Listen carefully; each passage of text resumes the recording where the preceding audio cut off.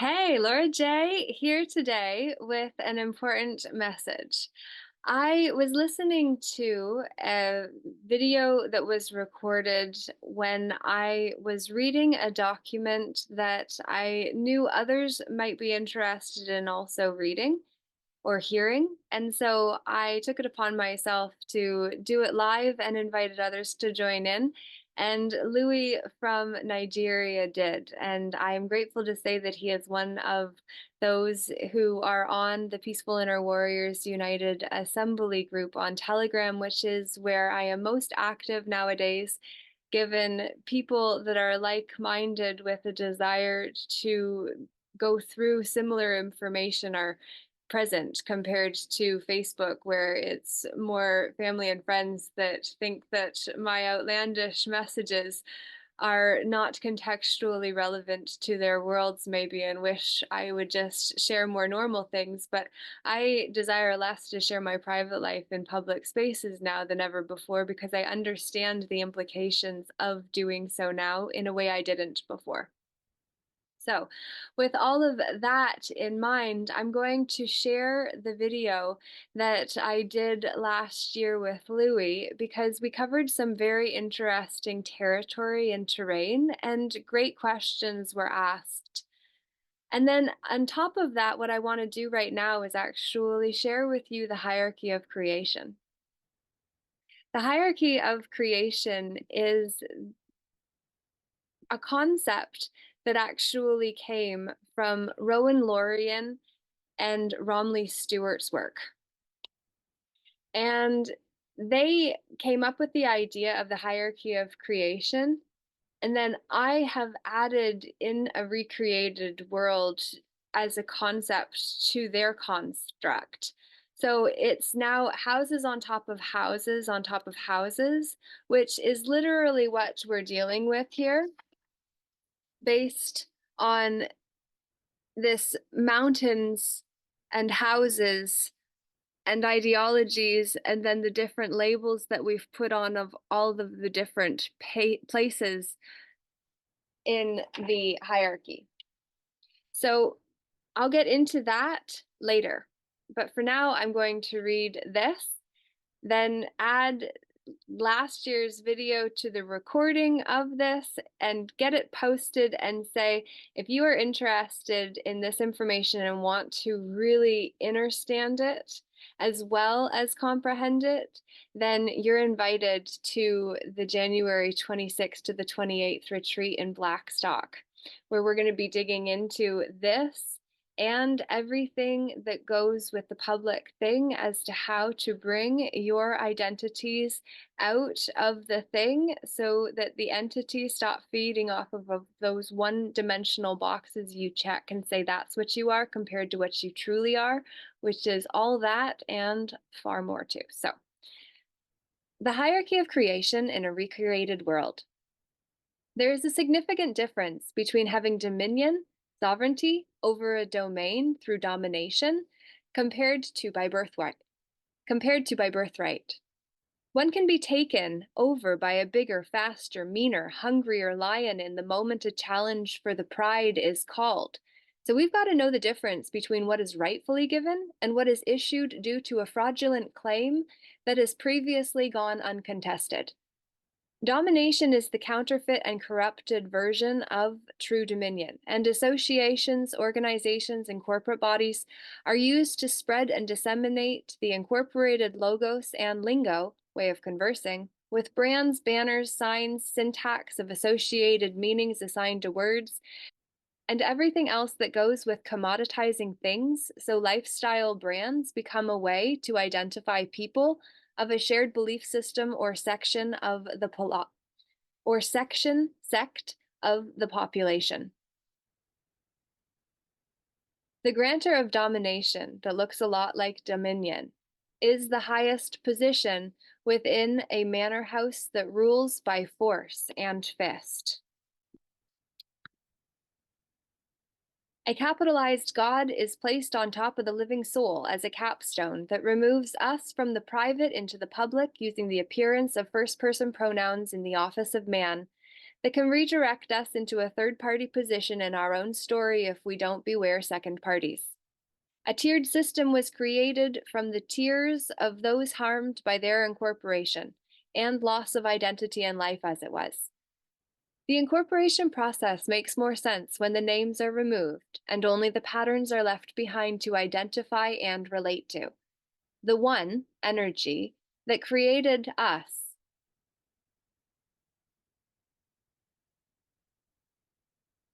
Interesting. Okay.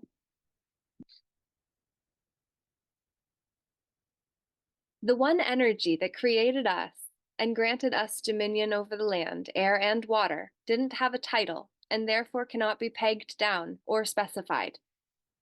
Dominion is charge or command over the territory of a sovereign, while a domain is the territory itself and reminds us to keep the main thing. We were born without a name, number, mark, or script to follow or identify ourselves with until after we learned how to communicate with others and make sense of the world around us, separate from within us. To help the average person manage our affairs and make life easier for the common citizen, a res publica was created upon which the Roman Republic was based. A de jure government was installed to serve as a responsible intermediary between the people's trust and our interests, until the Republic was converted into an empire within a feudal, fee-based mercantile system. This is where the great divide in consciousness took place within the public arena that we started bringing home with us by blurring the lines between the public and private. Think of the hierarchy of creation this way. The energy of all is on the top, without a title because it hasn't been incorporated into any specific group body. It encompasses all of them and can't be patented or specified, which makes it unclaimable or unlimited in creative capacity. This energy created us, who are the individuated creative expressions of the divine incarnate, right under the all, which is also unclaimable, because no one has higher claim to us or our property than we do. At some point in our story, a barracks emperor and his henchmen, it was Justinian. At some point in our story, a barracks emperor and his henchmen banded together to create the concept of a new nation-state. This construct became the larger umbrella concept under which ISAs were set up to reinforce the ideologies of the leader, spokesman, or figurehead of the entity. Ideological state apparatuses, ISAs, use religion, education, politics, sports, family, communication, culture, society, and social media to plant the seeds of consciousness within those easily influenced by peer pressure. These organized bodies then created the policy enforcement wing or branch of these ISAs, which make up the repressive state apparatuses that keep the corporate body and all of its parts in check. Recognizable RSAs include law enforcement agencies, criminal justice system, surveillance agencies, immigration and border control, and regulatory gaming bodies. All smaller corporate structures under these hegemonies hegemonic, dominating forces require an interface to interact with them and fall under the influence of these larger frameworks, apparatuses. Composed of the fiats, mandates, bills, and acts applied to classes and sects of people using legislation, codexes, constitutions, and other incorporating documents that contract our expanded capacity using trusted advisors, professionals, who act as an in-between or middleman agent for the state and the rightful heir to our equity. Until we remember the significance of our divine inheritance and birthright, we have, as the stewards of lives that we have each uniquely been given to lead as the one and only us there ever has or will be, will fail to call the Vatican's claim of title, which it has no rights to. The Vatican became the holder of title, vassal, by claiming legal title of earth in order to allegedly confirm man and create a counterfeit carbon copy in the process. We don't need confirmation to prove we're real if we're secure in ourselves and our ability to stand for ourselves, to handle our own affairs. But most people have got fooled into trusting others to speak and do for us what only we can truly do for ourselves. External validation and approval have become manipulative tools that can easily be withdrawn or withheld for power play purposes that feed into the bully system that Babylon is and always has been. It's a place where we are implied to be babies, minors, for a long time, as third parties in our own lives, as we buy and live out the slave program that entraps and entrains our consciousness until we free ourselves from it. Man has rights to the government, but the government does not have rights to man, which is why the government have created legal persons, titles, and statuses to convert unsuspecting men and women with new identities that come with heavy restrictions, obligations, and expectations. Mandates, fiats, orders, commands, and all other orations only apply to certain members of the public who voluntarily agree to invest energy into the legal fiction fraud that aims to incorporate all life until there are no originals left. The summary of that section. The grantor of dominion created us who hold the capacity to remain private as the first person in our own story, beyond the reach of the prying eyes of the public. Beyond the reach of the prying eyes of the public, spectators, who create a second and third person perspective of all things. The uncapitalized, unspecified, unlimited, and wow, oh, this is gonna be good. The uncapitalized, unspecified, unlimited, and unregulated energy of all that gets boxed into words, signs, with assigned meanings, once capitalized to specify and limit the now regulated energy of what was once free, but gets limited to a body in the form of us when we recognize that we are the direct creations of the creator of us all. And then through us, we created creations that incorporated us into them and the world they are bound by.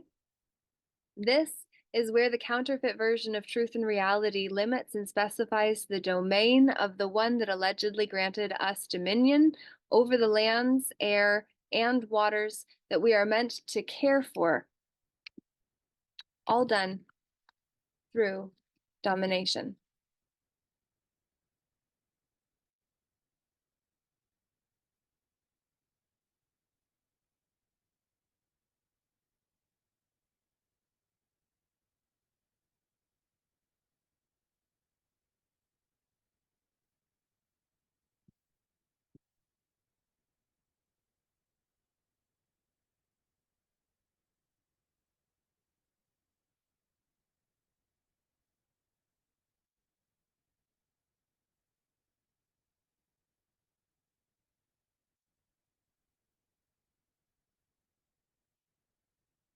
This is where the counterfeit version of truth and reality limits and specifies the domain of the one that allegedly granted us dominion over the lands, air, and waters that we are meant to care for, all done through domination using state apparatuses to uphold one another.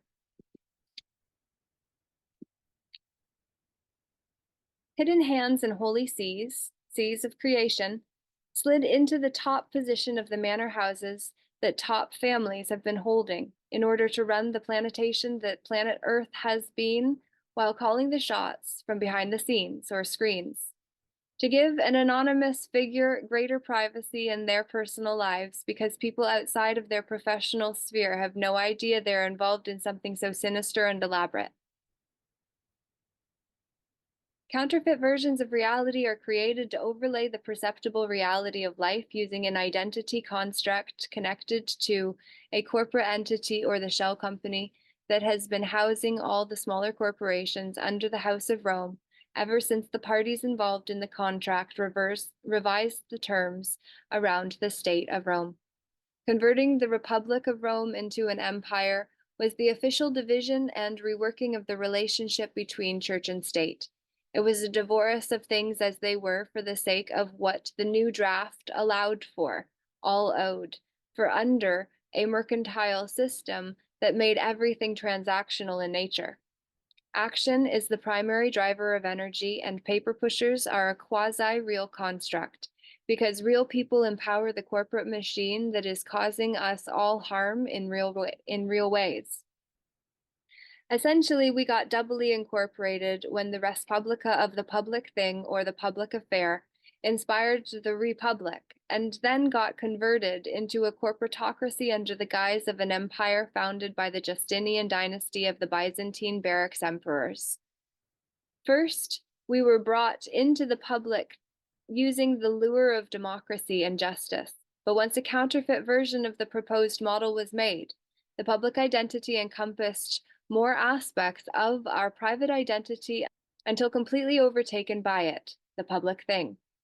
Our person is the holder, trustee, legal title holder of the equity held by the Vatican, and is the way debts and money earned get balanced on the books. A ledger keeper tracks expenditures and earnings, but instead of directing the account be paid, passes on the buck to the legal person who assumes the debtor-executor exchequer station set up to pay the piper for being involved. The ledger keeper creditor agent position is the useful side of our person, because that is the alleged office of agency that is comprised of agents who are meant to manage and move the equity in our trust accounts on our behalf, while the debtor is the one deceived into holding the ledger debts for the Vatican.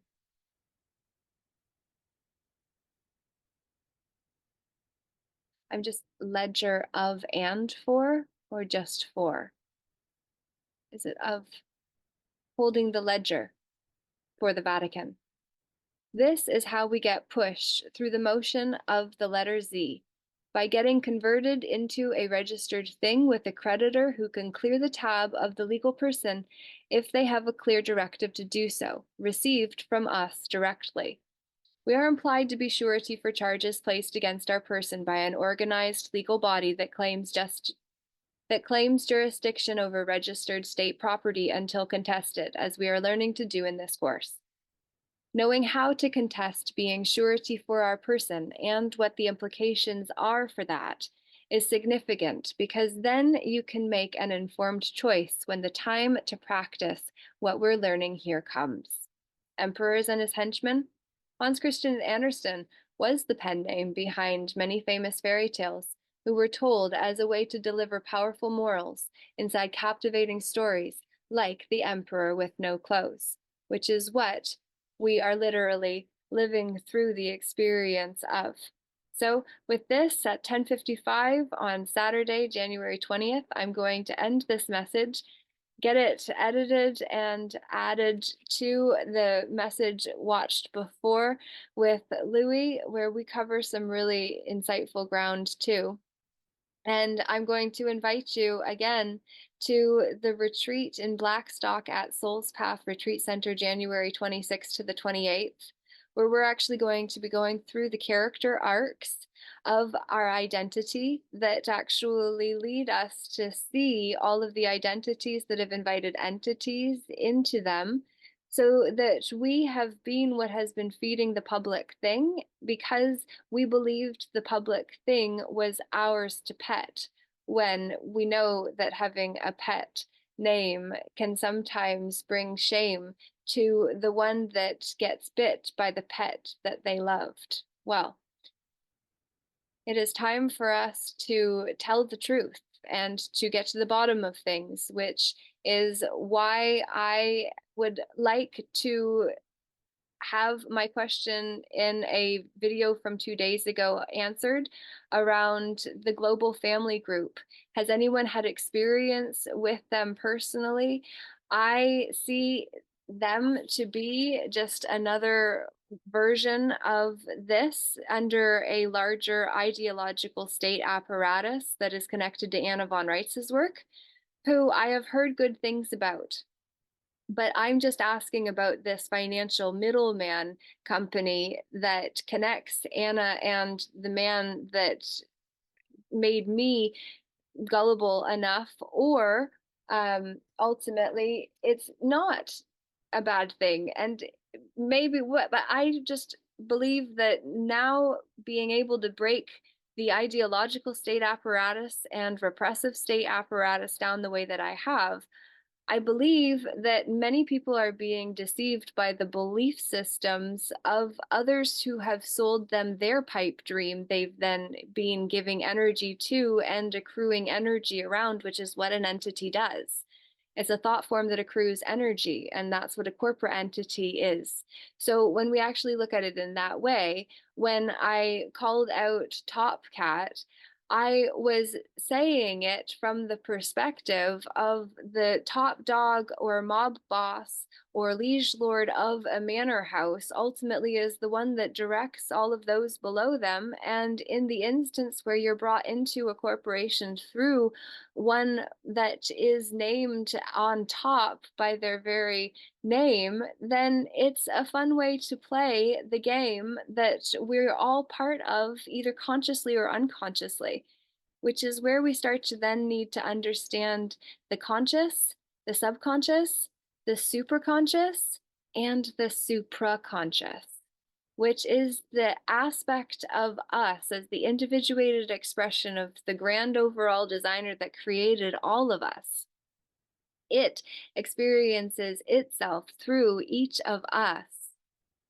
So when we look at it from that perspective and then see that we were created in the likeness and image of our creator, not in form, but in essence, which is the difference between materialism and vitalism, which we're also going to get into in the course, because when you start to understand what is vital and then what just seems to be true because of what is material, then we can actually move through a lot of these patterns that have been taking us out, because we take things personally, and then when we take those personally, then we create strings with people that we have nothing against specifically.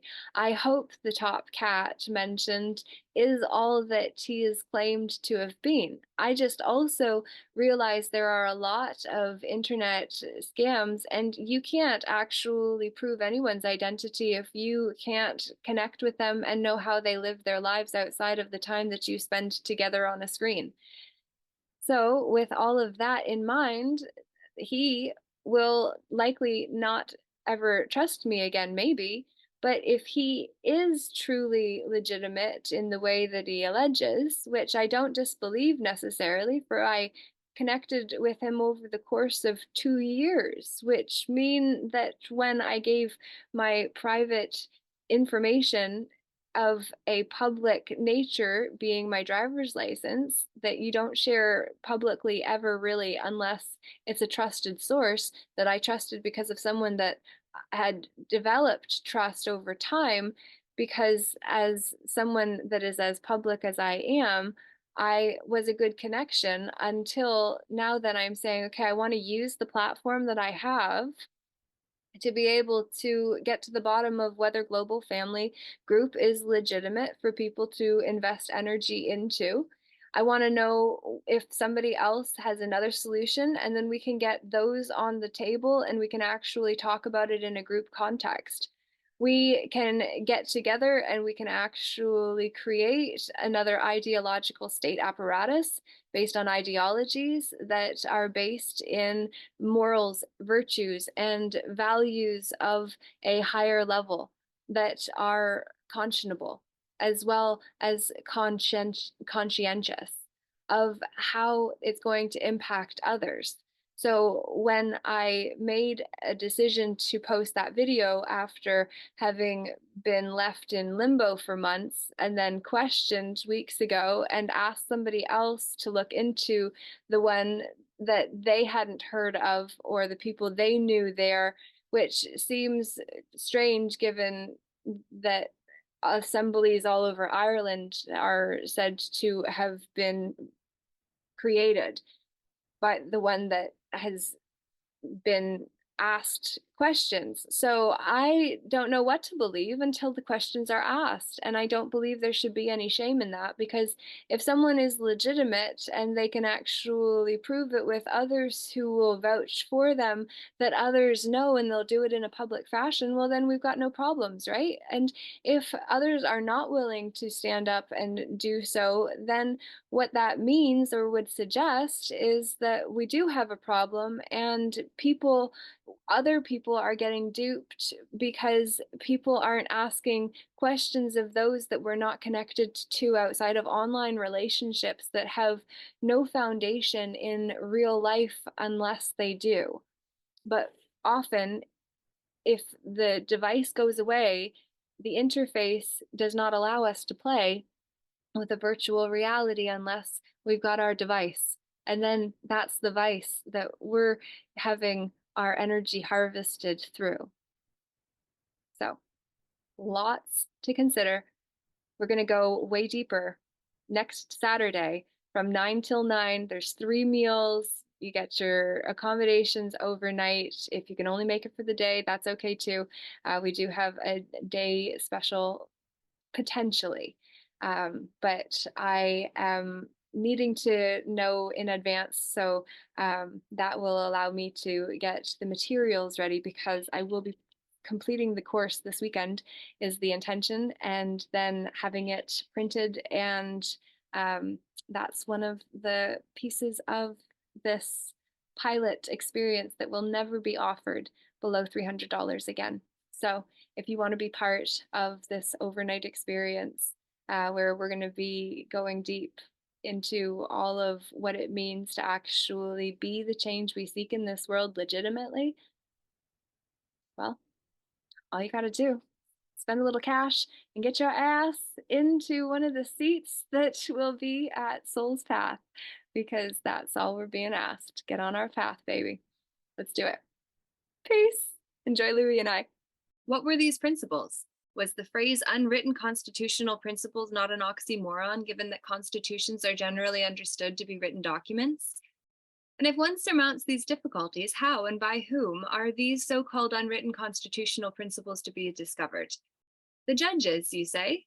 But what gives the judges the right to set forth constitutional principles capable of invalidating laws and executive acts when Parliament has not seen fit to set these principles out in writing in the nation's constitution? Yet despite these inauspicious murmurs, the subject has engaged judges, parliamentarians, and academics in countries as far-flung as Israel, Australia, and the United States. It has been debated both in countries that have written constitutions and countries that do not. In fact, many political scientists and legal scholars observe that participation in the rights revolution may be less about the precise wording of constitutional texts or even about bills of rights at all, but instead a reflection of a certain kind of supportive legal and political culture. Whatever the cause, it is certainly clear that the post-Second World War period can properly be called the Age of Rights. Clearly, something is going on here, something that cannot be dismissed with a wave of the judicial hand. Tonight, I would like to explore that question, hence the title of my address, Unwritten Constitutional Principles, What's Going On? I will suggest that actually quite a lot is going on, and that it is important. What is going on is the idea that there exist fundamental norms of justice so basic that they form part of the legal structure of governance and must be upheld by the courts, whether or not they find expression in constitutional texts. And the idea is important, going to the core of just governance and how we define the respective roles of Parliament, the executive, and the judiciary. Lord Cook, for whom this lecture is named, has played a key role in the debate about these principles in New Zealand and more broadly in the common law world. In his decision in Taylor versus New Zealand Poultry Board, he identified an inherent limit in the capacity of Parliament to enact enforceable laws. I do not think, he wrote, that literal compulsion by torture, for instance, would be within the lawful powers of Parliament. Some common law rights presumably lie so deep that even Parliament could not override them.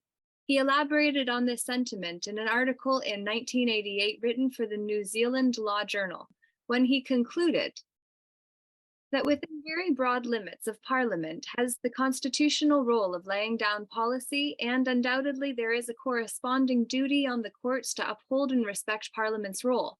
But one can no longer talk about some vague, unspecified law of natural justice or resort to similar anodynes.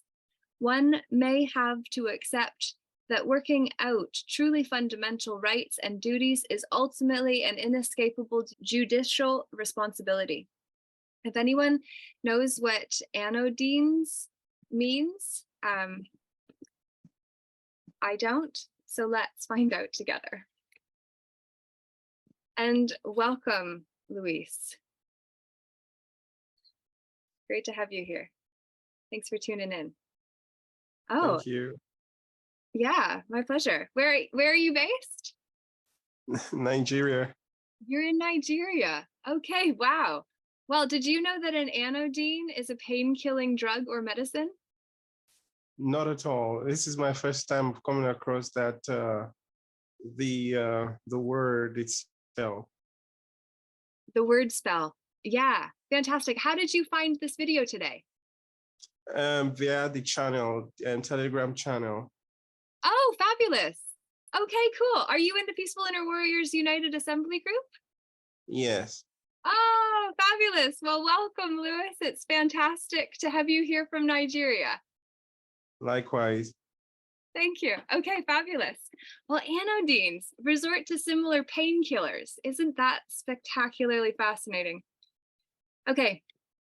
This understanding of the role of judges in relation to fundamental rights did not depend on a written Bill of Rights, although it is not surprising that Lord Cook also supported the constitutional entrenchment of rights protection based on the model of the Canadian Charter of Rights and Freedoms.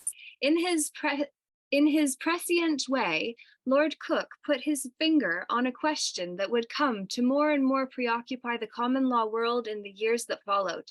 Do judges have the right to invoke fundamental norms to trump written laws? And in his usual forthright way, he staked out his turf on the issue in no uncertain terms. He argued that an independent judiciary is the safeguard of parliamentary democracy and urged courts not to be afraid to assume their role in protecting certain fundamental principles as essential to the rule of law and the expression of democratic will, even if these deep rights were not in written form. If not everyone, of course, accepted the position that Lord Cook, which I want to point out, Lord is a title. So this is already made the man whose last name is Cook an artificial entity compared to what he actually is when he's not called a lord and instead his real name is used. The identities get confused.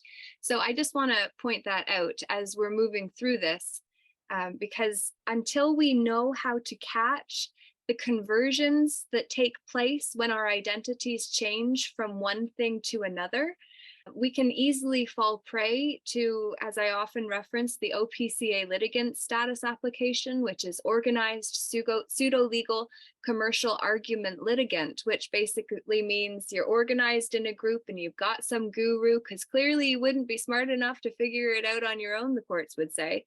But it wouldn't be the courts itself because that's an entity, and we need to get this distinction between the fictitious counterfeit version of reality compared to what is actually true, which is that men and women step out of the private into the public in order to play these roles, and then they take the suits off at the end of the day in order to go home and play with their family and go scot-free, which means able to love.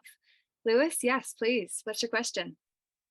When I came across the spell, the Lord, Lord is Sar, and Sar has to do with worship, bowing down, So the way, and then it hit me that individuals like, when I grew, you would think that Lord would be only God, only the supreme being, the one who nobody sees or can see, is invisible. But you mean to tell me these magistrates, these lords, my Lord Supreme, my Lord, come on, why? It's a men who bleed red like me. Then how did they get this authority, So I found out that they use it, and then, and the masses just are blind to the fact that Lord is a word of authority, is a high. For me personally is, how did the public get to not question these usage of the term? When these people in the courthouses use it, and the masses don't seem to be. So don't seem to realize that there's this they lord it over them, basically. That's all. Mhm. Well, I think, Lewis, you just made a really important point, because basically you're talking about the public. And we've become so accustomed to talking about and considering ourselves to be part of the public that we forget what the public actually is by definition. And I don't know the significance specifically of the Interpretations Act in its fullty, because when I was standing for myself as a woman in my private capacity with all common law rights reserved at all times, I, against a COVID charge for speaking at a rally, I used lawful notices to put these men and women on notice in their private capacity so that they couldn't overstep the law without having personal consequence to themselves for doing it. Because basically, these actors get their positions and their power and authority from the public positions that they hold. And then it becomes a matter of omerta, which is that you can't go outside of your corporation or manor house in order to have authorities of a governmental nature involved if you are already part of a household or a manorial system that is based or was the precursor for the feudal system, which is where it's a corporatocratic model compared to a family model, is my interpretation of that. And if I'm wrong, I would love to have somebody clarify and correct me. So I'm definitely not claiming to be an expert or authority. But what I do say is that I've done a lot of research to figure out why it is that the liege lord can make a feudal allegiance or make someone pledge feudal allegiance to them in order to work on their behalf so that they have their safety generally protected for themselves and their family. And it happened at times when there was civil unrest and there was a breakdown within the court systems, essentially, and the government, and manors were left for the owners to defend and protect, and they couldn't look after everything. And so they had to get those that were nearby to come in and help them harvest their crops and do all of the efforts and the work. And then basically when they agreed to do that, they would mutually agree to look after one another. But those serfs, which is what it means when you become, your identity becomes tied to the identity you get from being part of or a worker on those lands. Basically, that's one identity that came with that clan membership, essentially. But the other thing that came from that clan membership were villains, which is an E instead of an A, where villains would actually come in, because a villain was pledged to the liege lord. So basically, if the liege lord said someone didn't pay, go and harm them today, you'd be on your way to go be a villain because you were a villain. So people aren't aware of this. And it's because we have lost our sense of separation in the construct of the public compared to us who sometimes venture into the public but do not make decisions in order to fit into the public for the private version of us without giving it a lot of consideration. So I hope that answers a question, maybe, or Yes, somewhat it does. okay, We awesome. can go forward. Okay, awesome. Well, thank you for putting that forward, because it is very valuable. And it also does tie into the construct of the Holy See, for instance, which includes Vatican City and Catholicism as a whole, which are both constructs. So it's kind of similar to the construct of planet versus the world. So the planet is where we inhabit, compared to the world is the planet and its people, which is a mental construct. So the planet versus the world, the Holy See being the sea that is dictating the currency of the fiats, which are spoken orations that are then applied to the monetary system. We see that the Holy See removes the W to make it whole. So it's just the whole E of energy that we get from the why are we doing what we're doing. why are we investing our team into what it would seem is important to us because we showed up for it? So that's a question for us to ask ourselves when we show up to something like this. Why? What are we getting out of investing our time, energy, effort, attention, and money into it? I'm not asking for any money, but I just encourage you to see your team being the energetic resources that you are ultimately being harvested by entities such as the Holy See, that it would seem would need a host for the gnosis that the ghost would try to channel into one that was so open to entities because of identities that were taken on in order to move into a two-dimensional counterfeit reality. For a while now, I look at these heads, I look at the Holy See, because sea, it sounds like SEA, the waters. And who is the captain? Because you say in the captain, you can't have two captains in the boat. So this the one who gives the papal bull, the one who gives the authority, who gives the, because when people dialogue, when they send out these messages and they're looking for help, I'm referring to, what an obelisk is? An obelisk. An That's obelisk. yes. But remind me, please.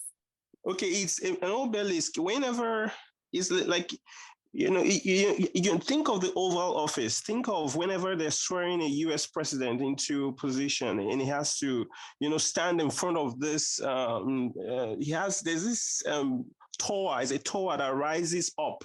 In the Washington D.C. So the obelisk is there, and it's like, you think of the male phallus. Think of a baton. Think of, because all these souls lost at sea. All these souls are being pumped into the system, and I'm making a connection back to the Holy See, because the Holy See seems to have, they harvest souls. They harvest there's something in it for them. There's a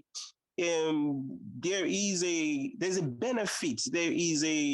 So it's like these things are sources, then they have the resources, like they have the human resources department. So I'm tying all this to what you say. You said there were some vocabularies, there were some words that you vocalized. Somebody will ask me to break down vocabulary the other day, and I looked at it as vocal, bury a vocal, something, words are buried. So you said something, and I'm connecting all I'm saying right now to what you said, that if you do not check yourself at the door, you're going to be harvested like all the rest, and this is going to be done without your consent, or with your consent, basically, because you are lost at sea, you are blind, and the lords are blind themselves. So when the blind lead the blind, you all fall into a ditch, and that's my 2 cents anyway. That is brilliant 2 cents. And Luis, I actually looked up the prefix, which is the word before the fixed word, which is the center point or focal point of the larger word construct then. And ves apparently means to speak. So if we've got the ves and then the soul, which is what it sounded like, which was what compelled me to look up ves as a prefix, we're looking at the vessels as the souls that were spoken of. So it's not the actual soul or the vessel. Now we become the soul corporate. So that's how we're incorporated into and under the umbrella of the Holy See, because then our identity actually is vested in being part of that whole construct or paradigm, if that makes sense. Yes. I think of the vested interest. That's a word, that's a phrase that has been used in my space. Vested interest. Say he has a vested interest. There's something in it for him. And he's going to pursue that thing because he has something to gain. And when somebody has no vested interest, then you see they are laissez-faire. They're lackadaisical. Well, this is precisely it. John Maxwell, one of his quotes I used to love was that people don't care how much you know until they know how much you care. And then That's right. I made the connection to why these interfaces that require us to have a counterfeit version of reality that we invest our identity into and then have Mm-hmm. to interact with in order to be part of that world, how that actually connects with disconnecting the next generation to the actual earth that we're here on. Because if they don't know it, they don't care about it, and then they don't protect it. That's right. So, yeah, that is fabulous. Is there anything else you want to say before we go back to reading the? Yes, yes. You see, there is, we have to come to terms, because how do we operate? I think, see, currency. So how do we operate? Because they say, do we operate with it's monetary, eat, because you gotta eat, the rations, corporations, because before I got here, I had to take a bite. I had, you have to throughout the day. Do you have? I was hearing them say breakfast is the best meal of the day. Breakfast. When do you eat? What do you eat? How do you eat? And it feels like charity begins at home. It does not end there. At the small nucleus, the homes, they are abandoned. They are abandoned. Couples are abandoned. You are made to pay for the fend for yourself and the children, and the authority is not questioned. The authority is, it becomes so fat, like Uncle Tom. And some are abandoned, some are, and then some have access to all that they need. The point is, whether we are individuals or I mean, whether we as individuals, I find out that we are given a name when we come into this, when we come into the doc, and the doctor, whether we are born at home or born at the hospital, we are docked, and then they tag us, and then our names are sold at the stock market, and we're referred to as stock. Over here, there's this thing when you go to the market, you buy stock fish. You would think that that's all that is a stock, but no, human beings are stocks themselves. And then you want to go into the etymology or break that down, you see how it all works out. But my thing is, I am targeting finances, money, because these people have this thing called. They have a way they finance their whether their corporations, their religious organizations, and some people who have to navigate the waters, they do not know how to do that. Their mothers, their words, their guardians don't show them how to do it. So how does this information we are looking at right now help anyone who finds this recording to begin to take charge if their guardians didn't help them, show them how to navigate these waters? How does this information help them to be able to, when they get into commerce or into the currency, to know how to navigate? Because I mean, where I am right now, the currency they use is naira, and if you send me $1 right now, I will change that for 1,000 and something naira. That's the purchasing power is nothing to write home about. How do you? And then I hear that the dollar is a promissory note. It's a promise to pay. It's not even money in itself. So all I'm saying is, um, I was just I'm saying a lot, but I don't want to sound like a broken record, but that's the point I want to make, basically, in yeah. short. No, I appreciate that, because ultimately, if it's not practical and if it's not actionable, then it really just wastes a lot of our team in order to. Oh, yes. I remember actionable. That's one thing I liked in one of your videos. And in other words, when I heard actionable, I liked it because there has to be act eye on. We got to act on this. So because right now, I mean, I'm talking to you right now. My battery is 66%, and I have there's no electricity, and I'm having to calm myself down. And this place, yeah, I heard people are complaining. People are, so if I'm able to figure something out, I could help a whole lot of people right now, because, man, some people want out, some people just want to leave this body. It's funny how a corporation is a body, the body policy or whatever. People have to care for their bodies, and then when they are plagued by diseases, they have to find how to remedy the situation. And so they're not just plagued in their health wise, they're plagued financially, they're plagued mentally. And so it's really, really important that this information, as much as we talk, because if this thing is vampiric, and it is, you just to take and suck out and people are just batteries to be used, and then they have to go recharge themselves and come back to be used and used and used, and they're misused, reused, uh, I'll take a chill pill now. I'll stop for a second.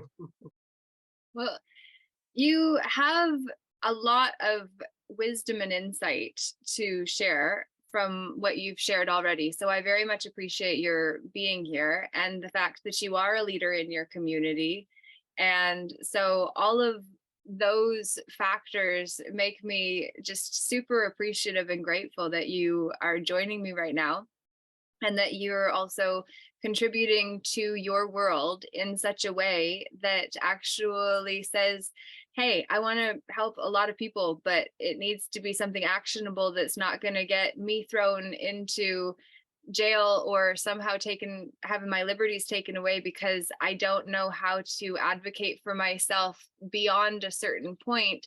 And if I'm alone and get tripped, and there's something coming up behind to catch me and tear me apart if I do, then it's a pretty terrifying proposition, which I think is kind of what we've been experiencing historically when we actually look back at the witch hunts that have been turned into the Mental Health Act, from my perspective, as the modern day witch hunt legalized and normalized, where if you've got mental issues or if your body is so overloaded and riddled with pain that you need a way out, over here in Canada, they've literally named the Medical Assistance in Dying program MAID, so that you can take your soul out to the garbage with the maid service. You don't even have to worry about all of the rest of it. You get to plan your death party so that you can see all your friends in advance of it. And then people finally have something to look forward to for the first time, which oftentimes leads to them starting to get better because they've got something bigger than themselves to invest their energy into,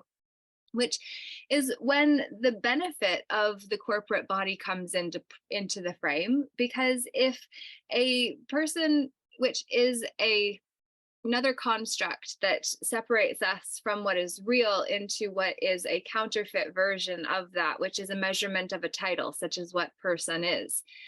But if you actually look at, I lost my train of thought right before I went into the distinction between then person and man, which happens more than I can admit. No, I'm just kidding. You were when I got tossed, when I stopped speaking, you took it from there and you were summarizing, making a summary of everything I've said. You were adding all the puzzles together, and then because you observed that I want to help somehow, because you said I had some knowledge, and then you were now connecting it, you're now making a connection how that knowledge can then help me and help my people. And because I seem to have I'm abreast with how maybe Canada or the UK or the US, but I really don't know how to now take all this information and begin to make make it actionable for me, because for some reason I have not left the shores of this place. I have this spoken, I can express myself like I'm doing right now, but I learned all these things while here, and I have not left this place. Friends and family are leaving by the droves because the economy here is nothing to write home about. So they would find as every way possible to live here. And for me, that's not happened, and that is not in the works, currently. So I have to figure out. That's why I'm gravitating towards you. Somehow I found you, and I've been resonating with your videos. I listened to because your journey of mental health. Because for me, I could have been, that I could have been thrown into an asylum, and I could have, family would have abandoned me because that's how I sound because of the frustration that has come through. Because, in other words, I do not like to hear something and not um, um, uh, uh, act on it. So basically, I just don't want to be a hearer of the word only, deceiving myself. I want to be a doer. So I got to do this thing. When you tell me something, it's not enough to just hear it. I have to do it. I have to practicalize it, basically, until I'm able to have the experience. It's not enough for me to just hear the word. So, and so that's what led me to want to friends and family to. So I've been basically left all by myself, and so it's been a lonely road. And to even find someone who is to find a partner, maybe a female who will articulate their what they see like I do, and really, and not just back off, and because they are scared of what friends and family would say. They too would not want to be abandoned by friends and family because they have come to such knowledge or desire or want to dig deeper and know more. It's like looking for a needle in a haystack. So um that's all. Well, thank you. Yeah, yeah. Well, literally, you're a lighthouse. I'm a lighthouse. And a question that I was actually going to put forward in the networking event that we're going to do November 10th at Soul's Path in Blackstock, Ontario, which is way too far for you to come from Nigeria for, Lewis. However, at that event, we're going to be asking, what does it mean to be a lighthouse? Because what I experienced as a lighthouse that has a tendency to sometimes go into extremes, which by German New Medicine standards, the extremes would actually be known as a flying constellation. So you can look up flying constellation, German New Medicine, and then you'll see that it actually, flying constellation, German New Medicine. And you will find some really insightful information about why we get the mania, which is actually brilliance. Like, mania is when we're in our full artistic mode and we're creating and we're channeling and we're the vessels, and we see that we are the individuated expressions of the grand overall designer we came from and are made in the image and likeness of. Before then, we are converted into an image that is different from what is real, that can only react because it's on paper compared to create, which is what we can do when we choose to call from the unwritten in order to actually write it. And then we can RIGHT it with our writing. Can you see my face? Yes. That was See, when I smile, right? When I smile, my denture is not complete. Okay. okay. When I was younger, I was pushed. So before I came on here, I have two that I could use to replace. So I was going to go take it and put it on so that I could mask it and be artificial, Then I was like, no. So I got a top to put on. I took a black color because I saw you wearing black. I just wanted to fit in somehow. So, but the temperature is really hot here. And so I have a fan that I could use. So I just, whenever I'm not wearing that denture, because whenever I have to go to bed, I have to pull it off. So, but because I want to come on this screen to be aesthetic, to be beautiful, to be handsome, I have to put that on. I have to care how I look and all. But no. I love I it. decided to. I decided to just come and be real. Thank you. Well, I appreciate that because if you have been following along my story for a while, then you'll know that I'm congenitally missing this tooth. And so, Oh, really? yeah, yeah, I'm missing the same tooth as my mom's sister and my great grandfather on that side are. So it skipped generations.